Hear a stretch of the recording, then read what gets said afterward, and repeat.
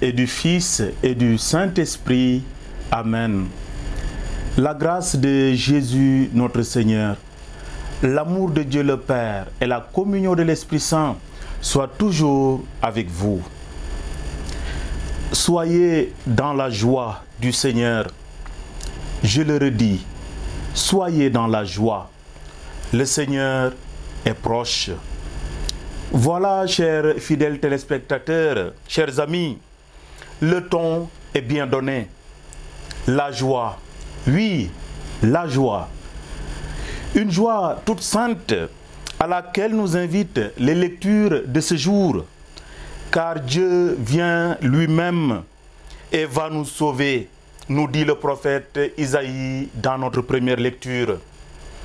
Bànneexu leen ci borom bi, dëkk leen di bànneexu borom bi jegeñ si na.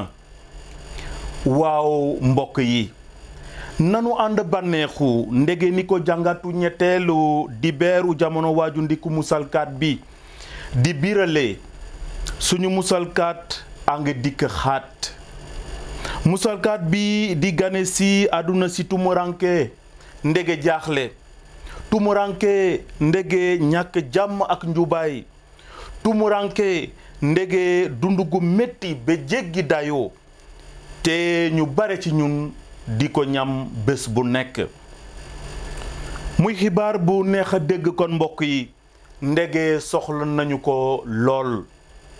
Oh oui, chers amis, le message de ce dimanche communément appelé dimanche Gaudete, c'est-à-dire réjouissez-vous, est plus qu'actuel et plein d'espérance en ces moments de martyre, en ces moments de souffrance que traverse notre monde et nos populations confrontées à la division, à la crise économique et sociale, à la faim et au désespoir.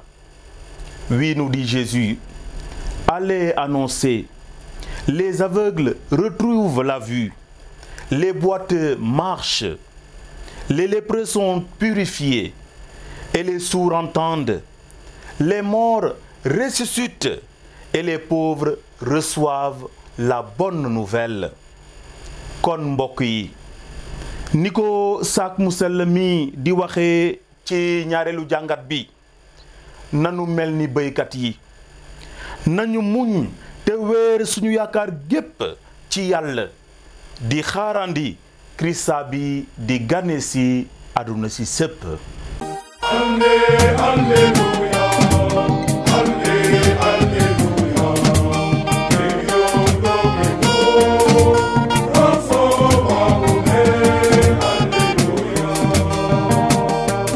Lecture du livre du prophète Isaïe. Le désert est la terre de la soif, qu'ils se réjouissent. Le pays aride, qu'il exulte et fleurisse comme la rose, qu'il se couvre de fleurs des champs, qu'il exulte et crie de joie. La gloire du Liban lui est donnée, la splendeur du Carmel et du Saron. On verra la gloire du Seigneur, la splendeur de notre Dieu. Fortifiez les mains défaillantes, affermissez les genoux qui fléchissent. Dites aux gens qui s'affolent, soyez forts, ne craignez pas. Voici votre Dieu, c'est la vengeance qui vient, la revanche de Dieu. Il vient lui-même et va vous sauver. Alors se dessilleront les yeux des aveugles et s'ouvriront les oreilles des sourds. Alors le boiteux bondira comme un cerf et la bouche du muet criera de joie. Ceux qu'a libérés le Seigneur reviennent. Ils entrent dans Sion avec des cris de fête, couronnés de l'éternelle joie. Allégresse et joie les rejoindront. Douleur et plainte s'enfuient. Parole du Seigneur. Viens, Seigneur, et sauve-nous. Le Seigneur fait justice aux opprimés, aux affamés il donne le pain.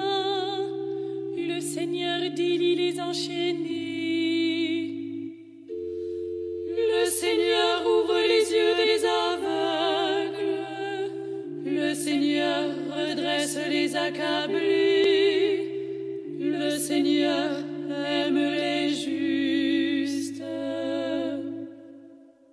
Viens, Seigneur, et sauve-nous. jàngatu bataaxal bi saak mu sell mi bind. mbokk yi muñ leen di xaarandi ndiku borom bi. seet leen ci baykat bi dina muñ di xaar meññeefi suuf yu jafe njëg ba muy tàmbale góob te ba muy sottal. muñ leen yéen itam te dëgër ndege ndikum borom bi jegeñ si na. mbokk yi bu kenn ñurumtu ci kenn noonu duñu leen àtte. gis ngeen àttekat baa ngi nii ci suñu buntu. mbokk yi roy leen yonent yi ci seen jàmbaar ak ci seen muñ. ñoom ñi doon wax ci turu borom bi. baatu borom bi.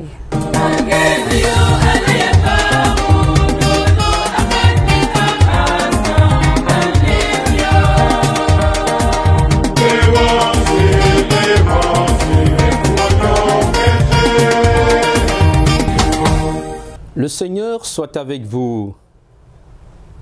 Évangile de Jésus-Christ selon saint Matthieu.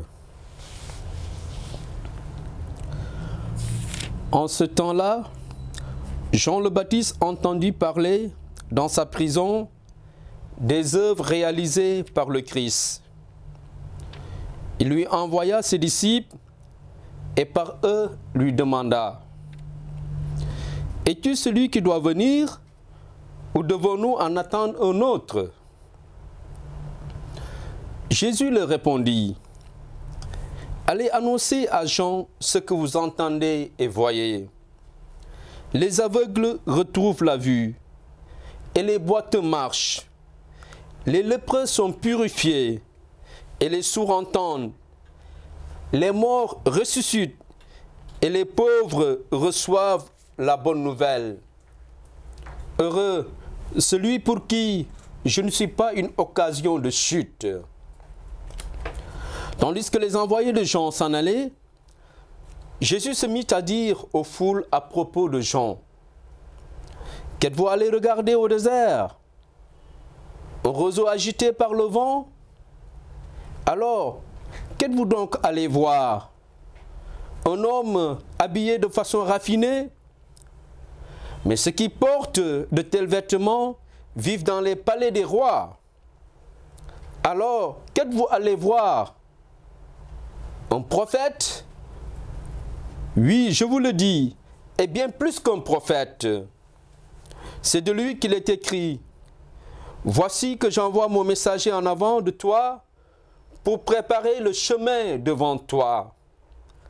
Amen, je vous le dis, parmi ceux qui sont nés d'une femme, personne ne s'est levé de plus grand que Jean le Baptiste.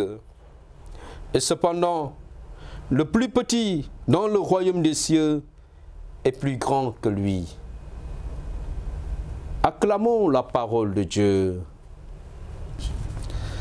Frères et sœurs en Christ, comment ne pas fendre nos voix pour chanter et fredonner le magnifique chant du Gaudeamus? Oui, en ce troisième dimanche de l'Avent, appelé dimanche Gaudete ou dimanche de la joie, l'Église nous invite à jubiler, à entrer dans une dynamique d'allégresse, une dynamique de joie, une joie synonyme d'un accomplissement d'espérance, d'un accomplissement imminent d'une promesse datant de belle lurette.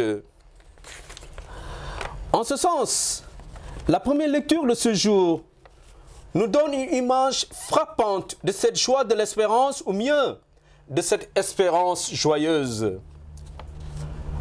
Le contexte de ce tableau que nous peint et décrit le prophète Isaïe est celui de l'exil à Babylone. Une déportation Un exil qui frise et use le temps, car s'étirant sur une durée de 50 ans. 50 ans d'exil, loin de la terre des aïeux. 50 ans loin de Jérusalem. Et là, nous sommes au 6e siècle avant Jésus-Christ. Le peuple est à bout de souffle, car Jérusalem est assiégée par l'armée du roi Nabuchodonosor. On assiste à un état de siège. L'espérance n'est pas permise. Ses couleurs sont en berne. Le mot espoir a disparu du langage du peuple hébreu. Le mot attente est secoué par toutes sortes de fébrilités. Les genoux fléchissent. Les mains sont défaillantes. Les gens s'affolent. Et sous l'action de l'Esprit de Dieu, l'homme de Dieu, Isaïe, prophétise. Il s'adresse au peuple hébreu abattu en ces termes. Le désert est la terre de la soif, qu'ils se réjouissent. Fortifiez les mains défaillantes, affermissez les genoux qui fléchissent et dites aux gens qui s'affolent, prenez courage, ne craignez pas. Voici votre Dieu, c'est la vengeance qui vient, la revanche de Dieu. Et Isaïe, chers amis, annonce le retour du peuple à Jérusalem. De Babylone, Isaïe prédit que le peuple doit passer à travers le désert d'Arabie, sous la chaîne montagneuse du Liban, aux abords des monts du Carmel et de la plaine côtière de Saron, qui était une plaine très fertile. Et mieux, Isaïe présente le Seigneur comme celui qui vient racheter son peuple. Dans la tradition hébraïque, en effet, le racheteur devait être un parent proche. Et effectivement, en faisant cette comparaison, le prophète Isaïe présentait le Dieu d'Israël comme étant un parent proche. Oui, Dieu, un parent proche. Justement, l'incarnation de Jésus a ratifié cette prophétie d'Isaïe. Oui, Dieu, par Jésus, s'est tellement fait proche que Jean le Baptiste a perdu ses repères d'espérance au fond de sa prison. Aussi, dans le tumulte de sa désespérance, ne tarde-t-il pas à faire demander à Jésus si c'est bien lui le Messie ou s'il fallait en attendre un autre. La réponse de Jésus est sans embâche. Allez rapporter à Jean, précise-t-il, ce que vous entendez et voyez. Les aveugles voient, les boiteux marchent, les lépreux sont purifiés, les sourds entendent, les morts ressuscitent et la bonne nouvelle est annoncée aux pauvres. Et quelle est cette bonne nouvelle pour nous, frères et sœurs? Oui, cette bonne nouvelle, c'est que nous ne perdions jamais espoir dans cette attente du Messie. Même si nos genoux fléchissent, il demeure important de ne jamais perdre cette joie de l'attente de l'enfant de Bethléem, le Messie de Dieu, le Sauveur du monde. Oui, frères et sœurs, soyons des femmes et des hommes d'espérance, une espérance joyeuse, une espérance évangélique.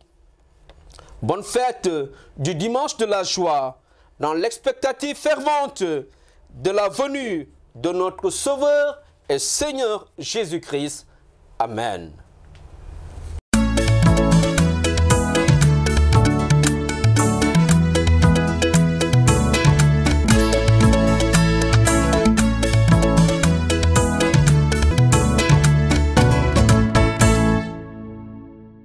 Chers téléspectateurs, vous êtes dans la rubrique L'invité du jour, dans votre émission Au cœur de la foi. Cédicom s'est déplacé pour rencontrer deux personnalités connues du diocèse et au-delà des frontières du diocèse. Je vais leur laisser le soin de se présenter et de saluer les téléspectateurs de Cédicom. Bonjour, Monsieur Edouard. Bonjour, l'abbé Armand. Merci de l'invitation sur ce plateau. Je m'appelle l'abbé Stanislas Thiaw. Je suis l'aumônier des hôpitaux, l'hôpital régional de Thiès, l'hôpital Saint-Jean-de-Dieu. Je saisis l'occasion pour saluer l'ensemble des auditeurs, saluer la direction de l'hôpital, saluer l'ensemble du personnel de l'hôpital et nous tous. Merci. Oui, mais bonjour à vous, à tout le monde. Je suis le docteur Jean-Michel John. Je suis diabétologue, chef de service du centre Diab-Carmel, qui est le centre prise en charge du diabète et des maladies métaboliques. Et je vous remercie infiniment de m'avoir offert l'opportunité de parler du mouvement des travailleurs chrétiens de la santé, qui existe depuis quelques années déjà, pas mal d'années, et qui n'est peut-être pas connu du grand public. Et cette émission à laquelle vous nous invitez aujourd'hui, nous avons vraiment cette opportunité de vous parler de ce grand mouvement des travailleurs chrétiens qui regroupe tout le personnel de santé du diocèse de Thiès. Donc, je suis président de ce mouvement-là, justement, et c'est à ce titre-là que je suis là pour participer à cette émission. Alors, merci de nous recevoir. Alors, docteur, vous êtes le président, comme vous l'avez dit. Est-ce que vous pouvez nous présenter ce mouvement, l'historique et ses missions, et comment est l'organisation de ce mouvement? Écoutez, ce mouvement, il existe depuis, je le disais tout à l'heure, depuis pas mal d'années déjà. Il existe depuis, figurez-vous, depuis 1979. Alors, mais à l'époque, il s'appelait Aumônerie des malades et du personnel soignant chrétien de Thiès. Donc ensuite, de 81 à 82, on a changé un peu le nom de ce mouvement-là. On l'a appelé Association du personnel soignant chrétien de Thiès. On a voulu dire chrétien pour vraiment inclure tous les chrétiens qui travaillent dans le secteur de la santé. Alors, jusqu'en 91, il portait le nom de Mouvement du renouveau du personnel soignant chrétien sénégalais de Thiès. Et c'est à partir de 1991 jusqu'à nos jours qu'il porte son nom actuel, c'est-à-dire le Mouvement des travailleurs chrétiens de la santé. Alors, il a été créé à l'époque par quelques personnes qui travaillaient dans le secteur de la santé, et l'un des pionniers de la création de ce mouvement, c'est le Père Gaëtan, qui était un prêtre de la congrégation des frères de Saint-Jean-de-Dieu, qui était à Thiès à l'époque, et qui s'occupait un peu des malades mentaux. Et donc c'est comme ça qu'est née l'idée de créer ce mouvement-là. Donc c'est un peu ça l'historique.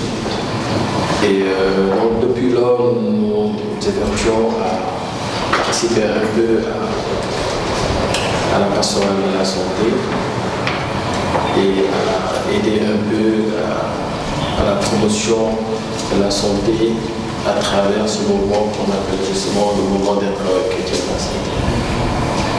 Alors pour le but, les missions de ce mouvement. Alors, l'un des buts principaux, c'est de donner à ces membres de découvrir et de vivre tous les jours la dimension chrétienne de la profession qui est la participation au Christ. L'un des tout premiers et l'un des plus grands médecins qui n'ait jamais existé, c'est le Christ. Donc on essaie de marcher sur ses traces et de faire un peu comme il a fait, en sachant qu'on n'y arrivera jamais. Mais nous essayons en tant que chrétiens de contribuer à améliorer la santé des populations avec cet esprit chrétien, avec cette foi qui nous permet justement de les aider à recouvrir la santé pour ceux qui sont déjà malades et à faire en sorte que ceux qui ne le sont pas encore ne tombent pas malades. Et donc, ça c'est pour le personnel. Et pour les malades, les personnes âgées et les handicapés, on leur permet, on veut les aider à vivre dans un climat de respect, d'amour, de fraternité, d'équité plutôt, de justice et de paix. Donc on veut vraiment prendre la personne dans sa dimension humaine et ne pas le considérer comme un simple patient, excusez-moi de le dire comme ça, parce qu'il y a des gens qui pensent être supérieurs à ces malades-là justement et qui croient que ce sont des objets qu'ils ont entre les mains et qui ne sont là que pour les aider à retrouver la santé. Alors que nous, on essaie de redonner à cette personne-là, à ce patient, toute sa dimension humaine, de le prendre vraiment dans toutes ses dimensions, qu'elles soient physiques, morales ou spirituelles. Et c'est dans ce sens-là que nous œuvrons. Et c'est pour ça que nous sommes constitués justement en mouvement. Alors, monsieur l'abbé, l'aumônier des hôpitaux, comme vous l'avez dit tout à l'heure, alors, est-ce que vous pouvez expliquer aux téléspectateurs quel est le rôle et la mission d'un aumônier et quelles sont vos compétences et vos lieux d'intervention en tant qu'aumônier? Voilà, merci. L'aumônier, il faut le dire, assure la prise en charge spirituelle et parfois même psychologique des patients, des accompagnateurs, du personnel de santé et aussi de toutes les personnes désireuses de les rencontrer. Donc il faut rappeler que l'aumônier est nommé par l'évêque et donc il a son cahier de charge. Dans ce cahier de charge, il y a beaucoup de dimensions, beaucoup de responsabilités, notamment assurer cette dimension d'écoute et à l'écoute de tout le personnel, les personnes qui côtoient l'hôpital, les écouter, les conseiller et répondre à leurs besoins spirituels. Voilà, il y a ce devoir d'écoute. Il y a aussi cette responsabilité d'animer la liturgie, les prières. Donc ici, nous animons la prière à 8h du matin, tous les jours. Voilà. Et le vendredi, il y a la messe dans la cour de l'hôpital à 13h. Après cela, il doit donner aussi la communion aux malades qui sont là. Et s'il y a besoin de donner l'onction aussi, il le donne. Il assure aussi des confessions, les gens viennent le rencontrer pour des confessions.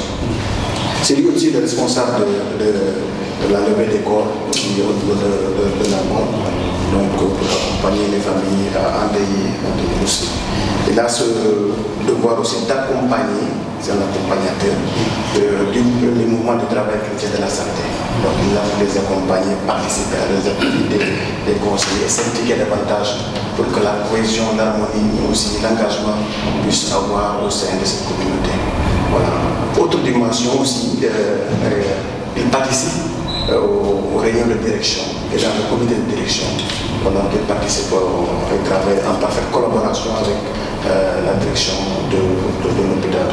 Donc en somme, l'aumônier c'est un accompagnateur, quelqu'un qui est là pour être une présence de l'Église et une présence de Jésus-Christ au sein de cette enceinte.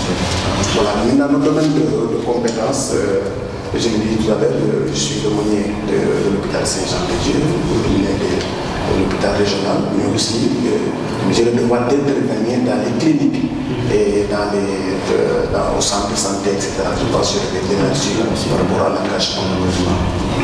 Alors, docteur, vous êtes le président dans tout mouvement des événements, des activités. Est-ce qu'il y a quelques activités au courant de l'année ou des événements que le mouvement veut faire pour l'année? Alors, je vous ai dit tout à l'heure que le mouvement existait quand même depuis 1979. Alors, de 1979 à 1999, c'est Feu Boumadier qui en était le président. Et figurez-vous, moi je suis président depuis 1999, ça fait quand même très longtemps. Et on y reviendra tout à l'heure, c'est pour cette raison-là qu'on a beaucoup insisté pour convoquer une assemblée générale de renouvellement du bureau. On aura l'occasion d'en discuter tout à l'heure.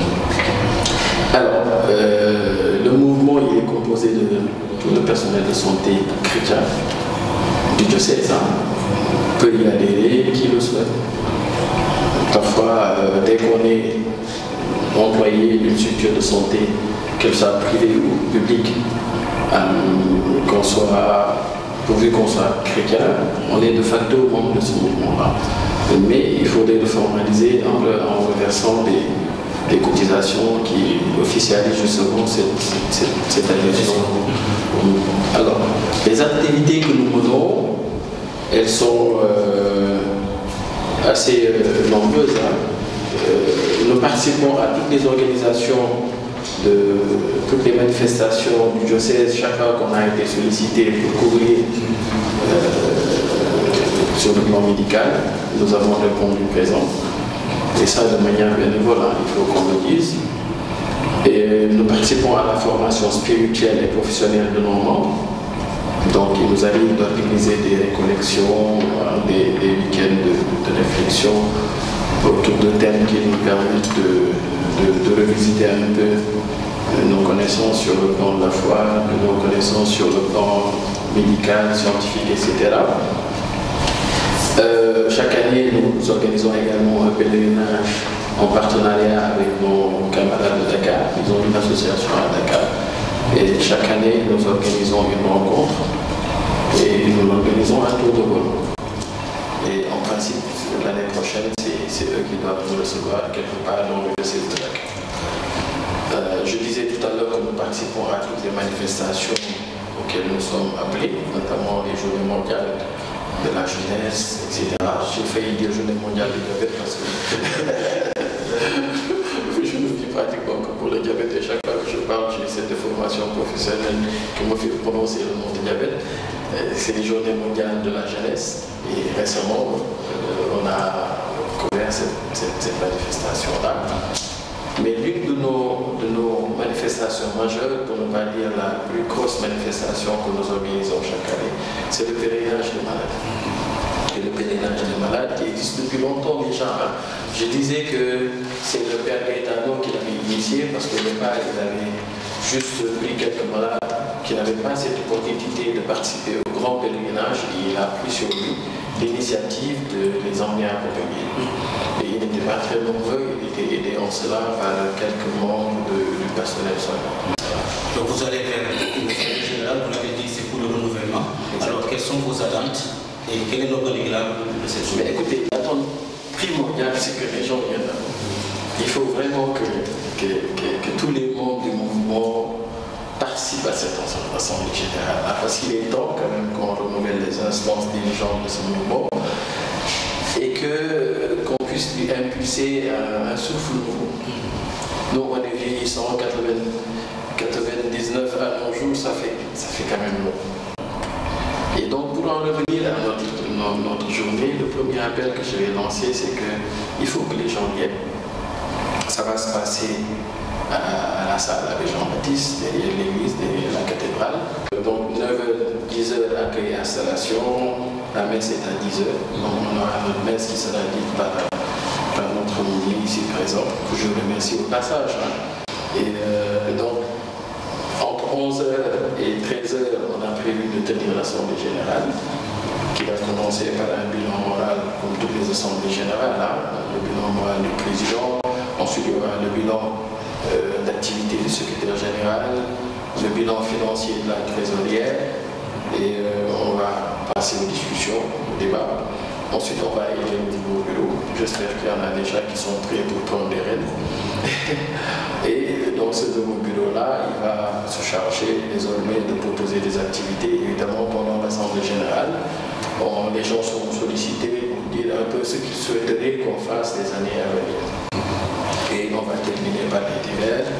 Après ce soir, le repas et vers 14h, la fin des travaux. C'est un peu ce qu'on a prévu ce dimanche. Mais encore une fois, vraiment, le cri du cœur que je pense à tous les membres du mouvement, ceux qui auront peut-être l'opportunité de suivre cette émission, ceux qui ont reçu la convocation via les réseaux sociaux, qui l'ont entendu d'autres personnes, mais qu'elles sachent que ce mouvement-là est le leur et il est vraiment, c'est une obligation, c'est un devoir pour tout un chacun de participer à cette assemblée générale. Alors, monsieur Labe, vous êtes l'accompagnant de ce mouvement. Alors, au plan volet spirituel, comment vous vivez cet accompagnement-là? Et en marge de cette assemblée générale, quelles sont vos attentes en tant que communien? Voilà, merci beaucoup.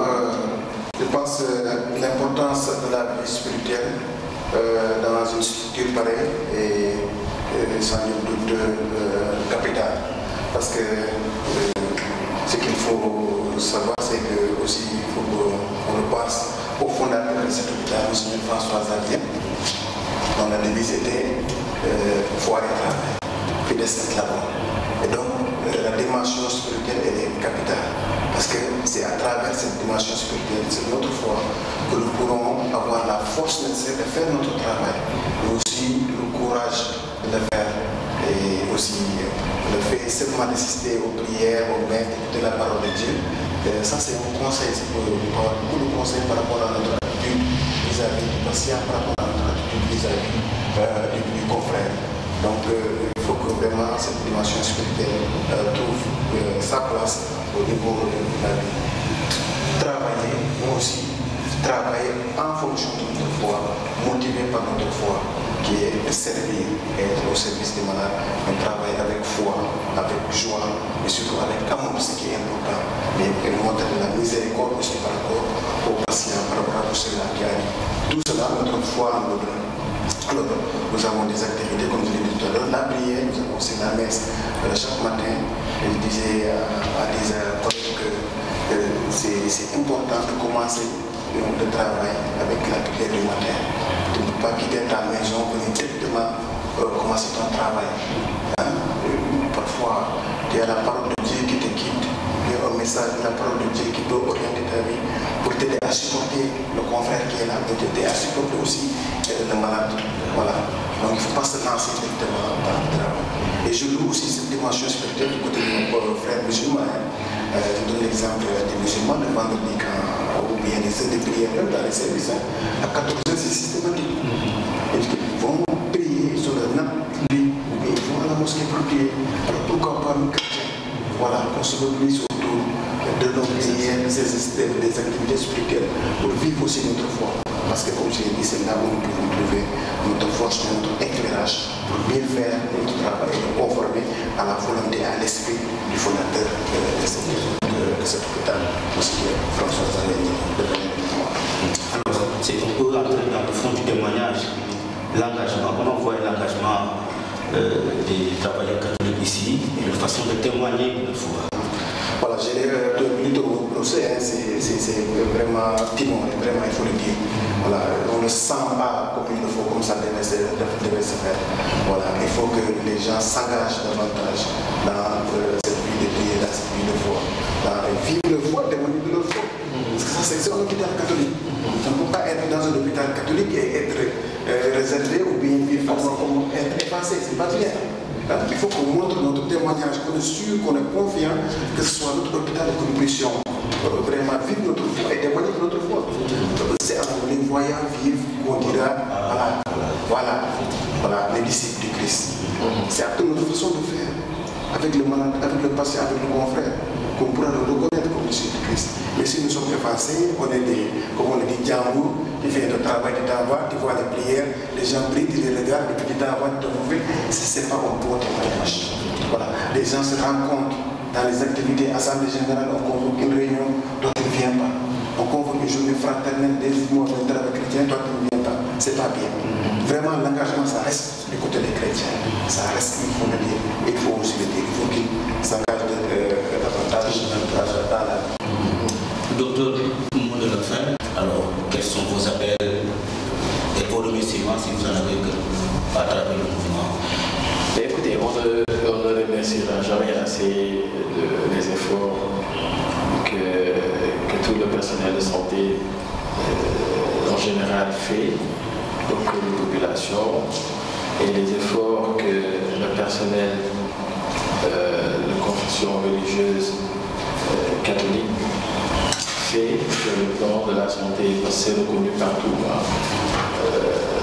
Je pense que les postes de santé privés catholiques occupent une place vraiment primordiale qui n'est pas toujours reconnue par les autorités. Parce qu'ils sont souvent oubliés, même quand ils font des séminaires, parfois ils oublient les postes de santé privés catholiques, alors qu'ils participent à tous les programmes nationaux. Au PEV, à tout ce que vous voulez comme programme. Ils participent à tous les programmes et ils sont souvent oubliés dans la formation. Et ça, je pense qu'il faudrait quand même qu'on puisse leur faire un clin d'œil, qu'on puisse leur tendre la perche pour qu'au moins qu'ils puissent avoir une meilleure formation et de meilleures compétences au service des populations. Au niveau de l'hôpital aussi, je pense que nous, en tant qu'hôpital privé catholique, on occupe une place assez remarquable dans le système sanitaire du pays. Je pense qu'on est le seul hôpital du genre, le seul hôpital privé de confession religieuse catholique au Sénégal. Et cet hôpital-là est reconnu partout au Sénégal. Et de par ses compétences, de par les services qu'il offre, je pense qu'on devrait être mieux soutenu que ça. Et donc, vraiment, un dernier appel que je lance à tous mes camarades, vraiment, cet engagement qui devrait être le nôtre, il faudrait qu'on le fasse. Il faudrait qu'on s'engage davantage dans tout ce qu'on fait pour qu'on puisse être reconnu en tant que disciple du Christ, comme dit Abbé tout à l'heure, pour que partout où on passe, on puisse dire qu'il est membre de l'église catholique. Les gens le reconnaissent déjà de par notre éducation, ils le disent. Certains ne veulent peut-être pas le dire, mais ils le pensent. Et dans les faits, ils nous le montrent. Et il faudrait quand même aussi que dans notre comportement au niveau de l'hôpital, que ça se ressent. Malheureusement, ce n'est pas toujours le cas. On a surpris parfois certains de nos infirmiers avoir certains comportements qui ne sont vraiment pas dignes d'un personnel de santé, encore moins d'un personnel de santé de confession religieuse catholique. Et ça, vraiment, on veut lancer cet appel-là, qu'il s'améliore et que partout où ils puissent être, qu'on puisse les reconnaître comme étant des modèles.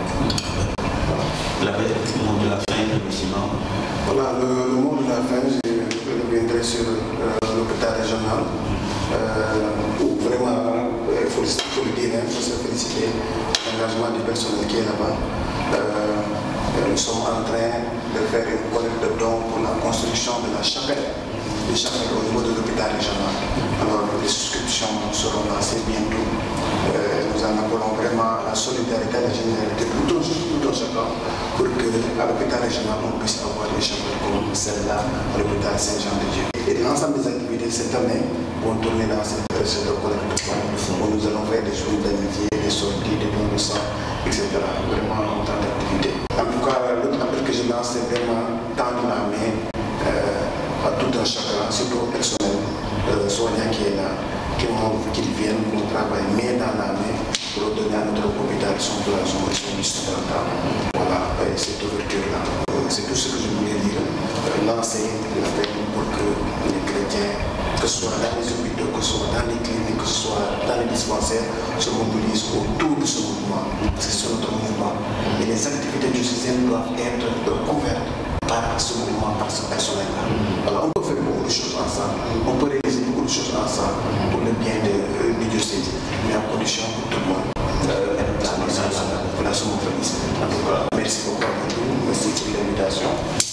Merci vraiment le docteur Jean-Michel, comme il a dit aussi, il a servi pendant des années et des années, et continuera de servir. Il continue d'être là. Voilà. Vraiment, on le remercie pour tout ce qu'il a fait et continuera de faire au sein de ce mouvement. En tout cas, l'appel est lancé, chers téléspectateurs. Je suis heureux de partager ce plateau avec le docteur Jean-Michel et l'abbé Stanislas.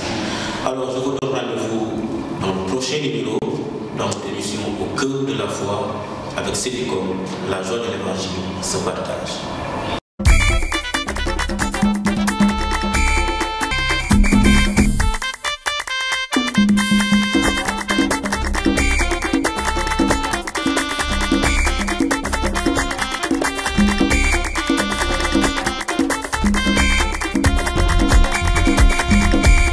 Chers téléspectateurs, vous êtes dans votre rubrique « Ça s'est passé chez nous » dans votre émission catholique dominicale Au cœur de la foi.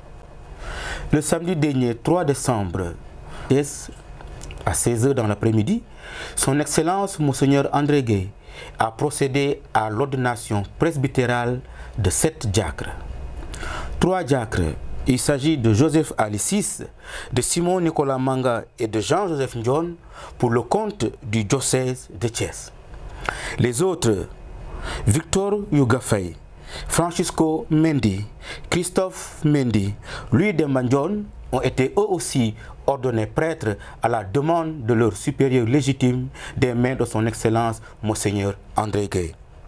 Tous les 7, en présence d'une multitude de foules et dans l'action de grâce, ont dit oui pour servir Dieu et les hommes. Devenir prêtre, collaborateur des évêques dans le sacerdoce, pour servir et guider sans relâche le peuple de Dieu sur la conduite de l'Esprit Saint. Oui, Dieu le veut. Voulez-vous accomplir avec sagesse divine et dignement le ministère de la parole, en annonçant l'évangile et en exposant la foi catholique? Oui, Dieu le veut. Voulez-vous célébrer avec foi les mystères du Christ, tout spécialement dans le sacrifice eucharistique et le sacrement de la réconciliation selon la tradition de l'Église, pour la gloire de Dieu et la sanctification du peuple chrétien? Oui, je le veux. Voulez-vous implorer avec nous la miséricorde de Dieu pour le peuple qui vous sera confié, en étant toujours assidu à la charge de la prière? Oui, je le veux. Voulez-vous, de jour en jour, vous unir davantage au souverain Prêtre Jésus-Christ, qui s'est offert pour nous à son Père, en victime sans tâche, et vous consacrer à Dieu avec lui pour le salut du genre humain? Oui, je le veux.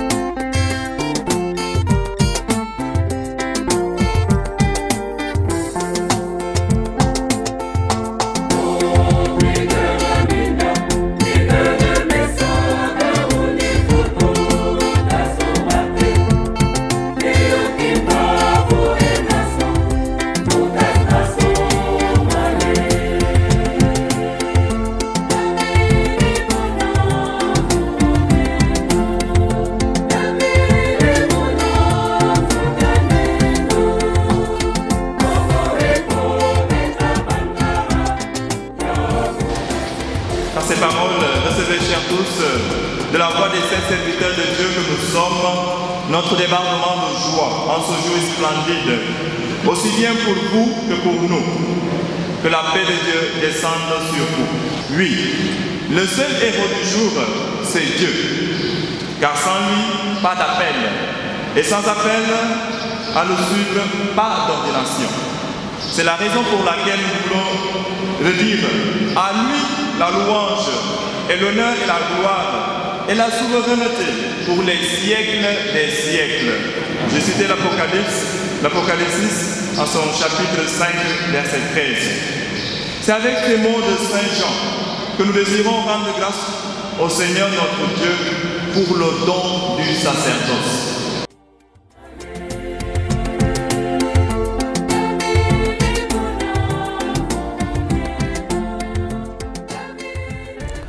Au lendemain de la célébration des ordinations presbytérales, la paroisse côtière de Mboro, dans le Doyen Nord, a également célébré sa traditionnelle fête patronale Jésus ouvrier.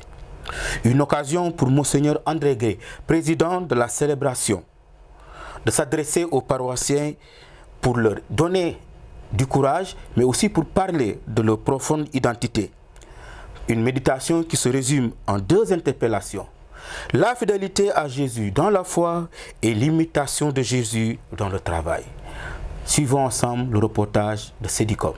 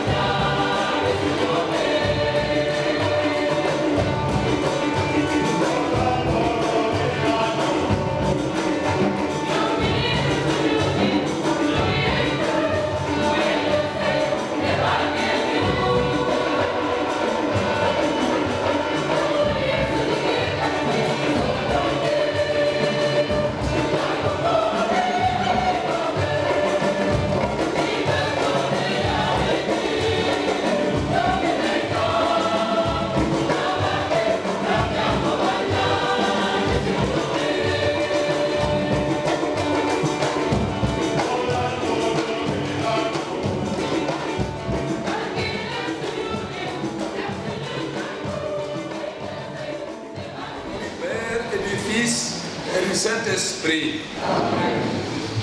La grâce de Jésus le Christ notre Seigneur, l'amour de Dieu le Père et la communion de l'Esprit Saint soient toujours avec vous. Et avec votre esprit. Monseigneur André Gueye ci turu chrétien Mboro yépp maa ngi lay nuyu di la dalal ak jàmm ci bërëb bu tedd bi le jàngu bi nekk Thiès njabootu Yàlla la di mbootaay bu di dox jublu ci synode bi paroisse Jésus ouvrier cër la ci njaboot ji te yow ni ki saytukat yaa ngi bokk yoon ak ñoom bànneex coofeel ak dal la nu yëg ci sunuy xol bi nga ñëwee fi ñoom ñu ngi lay jox sa wàccuwaay ni ki kilifa ak njiit bi ñu borom bi sunu Yàlla may ànd ak yow ñu ngi ko ciy gërëm di ko sant ñu ngi lay ñaanal bés bu nekk ndax mu dooleel la ak yiwam ngir toppatoo gi nga am ci sa sas mat yaa ñuy àddu tey ci turam dinañu la déglu yaa di itam ki mu fal ngir nga di ko wax lu jëm ci ñoom bëgg nañu la dénk iite yile ci xewtete ñaanalal ñiy liggéey ak ñiy ut liggéey ñi di toppatoo mbirum réew mu nekk rawatina ci wàllum liggéey ñaanalal ñi yël liggéeykat ngir ñu saytu fu nekk ak ku liggéeykat bi ci borom liggéey saytu it ak ku borom liggéey bi ci liggéeykat bi ñaanal sunuy njaboot yi ngir Yàlla wottu leen te saxal leen ci jàmm dénk ko sunu réew na aar tey barkeel ñi di sabablu ngir jàmm njubaay ak mbokk sax nañu dooleel ñun ñépp ñu soobu ci li mën a tax benn seet nit ku nekk cër bi ko lew ci liggéey noonu ku liggéey jariñoo te ku ñàkk tedd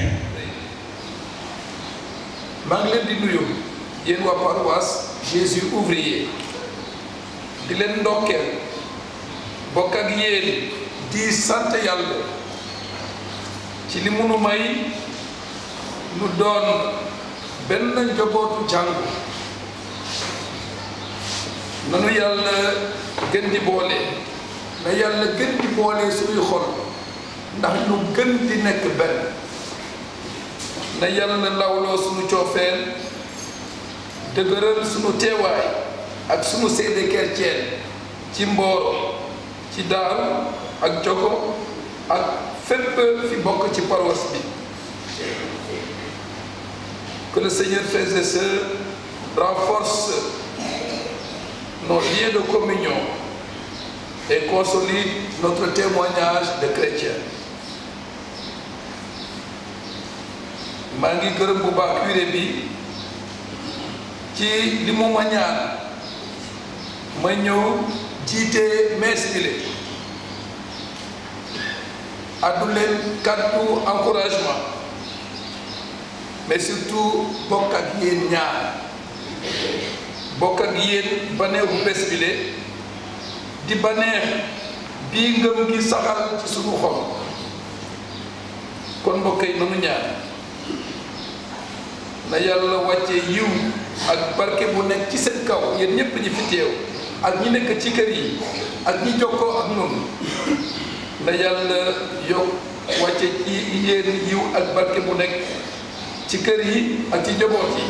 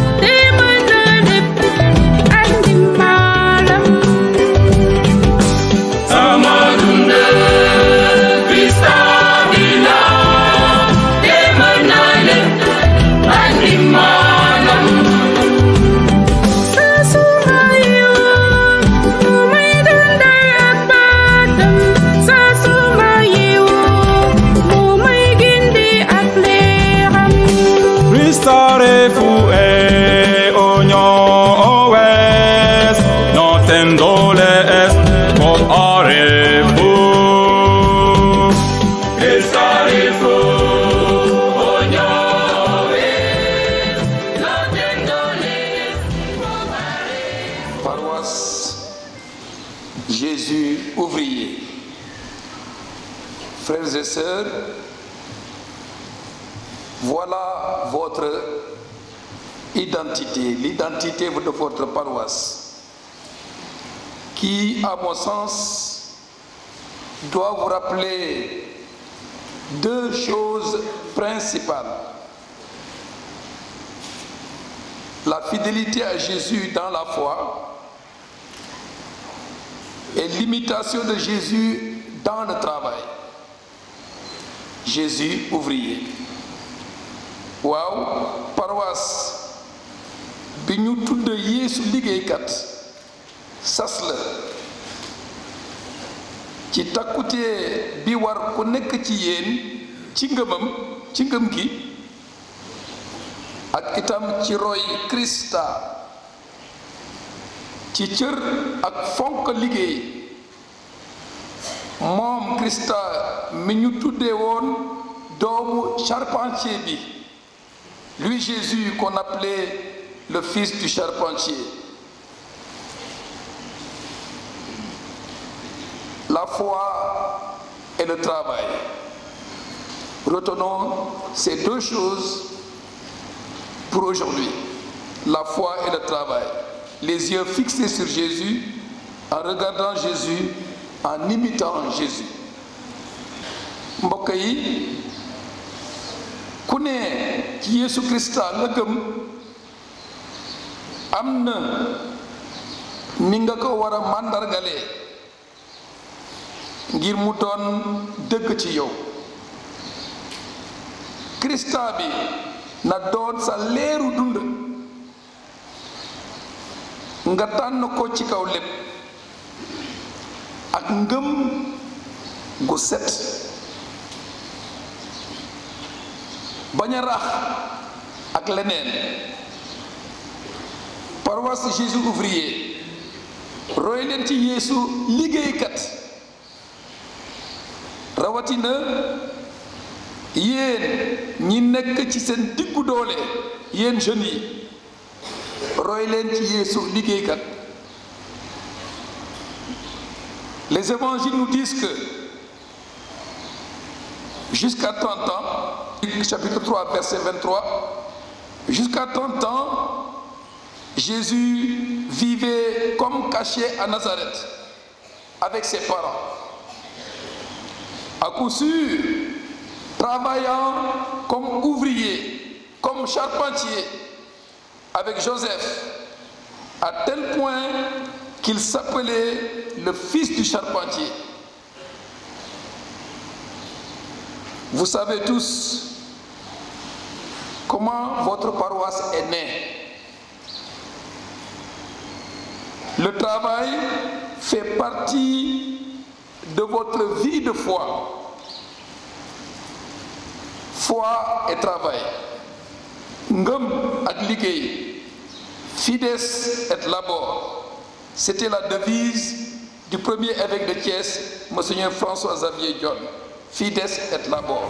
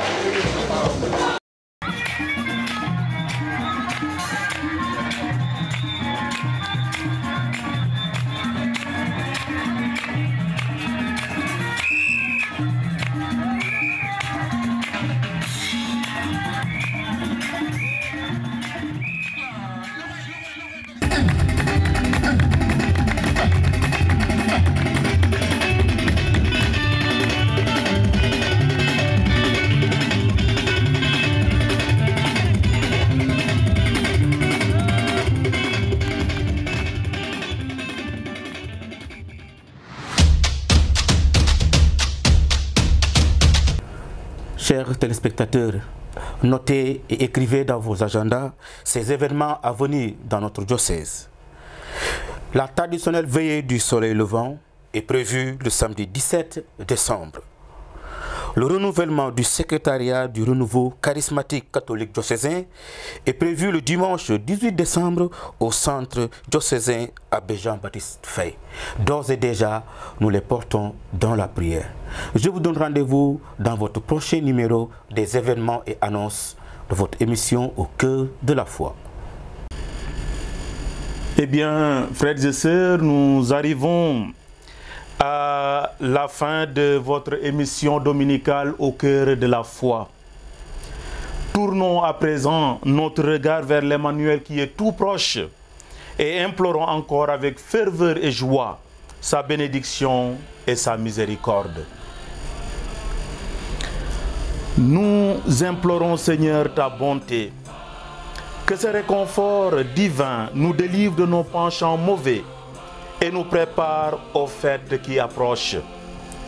Nous te le demandons par Jésus le Christ, notre Seigneur.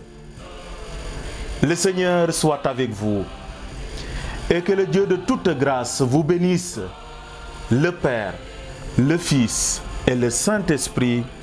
Amen.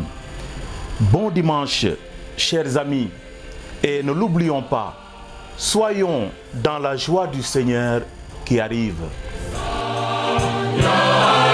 Yeah.